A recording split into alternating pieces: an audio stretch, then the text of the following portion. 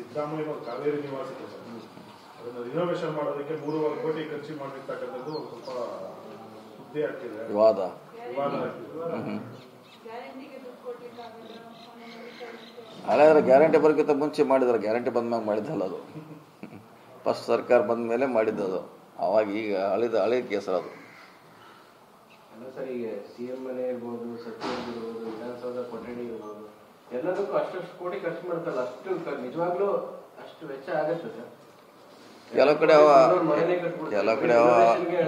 ಕಡೆ ಅವಶ್ಯ ಇರೋಲ್ಲ, ಕೆಲವು ಕಡೆ ಅನಾವಶ್ಯಕ ಖರ್ಚು ಮಾಡ್ತಾರೆ.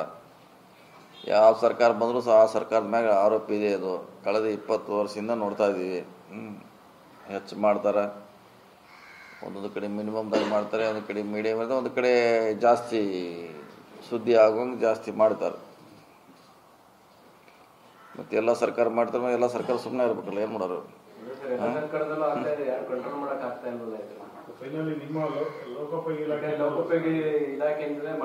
ಏನು ಮಾಡೋಕ್ಕಾಗಲ್ಲ. ಈಗ ನನಗೆ ಅಲ್ಲಿ ಮುಂದೆ ಕೂತು ಹಿಂಗೆ ಹೊಡಿತಾನೆ, ಈಗ ಹೊಡಿ ಹಿಂಗೆ ಹೊಡಿತಾರೆ, ಹಿಂಗೆ ಇದನ್ನ ಇದು ನಾವು ಸರಿ ಇಲ್ಲ ತಾವಣತಾನೆ, ಏನು ಮಾಡೋ? ಮಂತ್ರಿ ಮತ್ತು ನಮ್ಮ ಅಧಿಕಾರಿಗಳಿಗೆ ಕೇಳಬೇಕಲ್ಲ.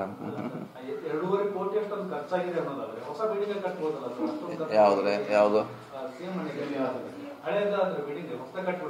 ಅಲ್ಲ, ನೀವು ಅಲ್ಲಿ ಪಕ್ಕದ ಹೊಸದು ಕಟ್ಟಿದ್ದು ಅದನ್ನ ಹೇಳ್ತಾರೆ, ನೀವು ರಿಪೇರಿಗೆ ಹೇಳ್ತಿದ್ರೆ ಇದ್ರಾಗ 2 ವಿಷಯ ಇದೆ.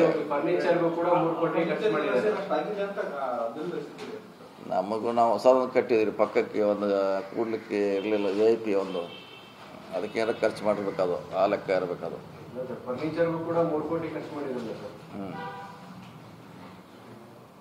ನೋಡ್ಬೇಕು, ಯಾಕಂದ್ರೆ ನನಗೆ ಐಡಿಯಾ ಇಲ್ಲ ಅದ್ರ ಬಗ್ಗೆ.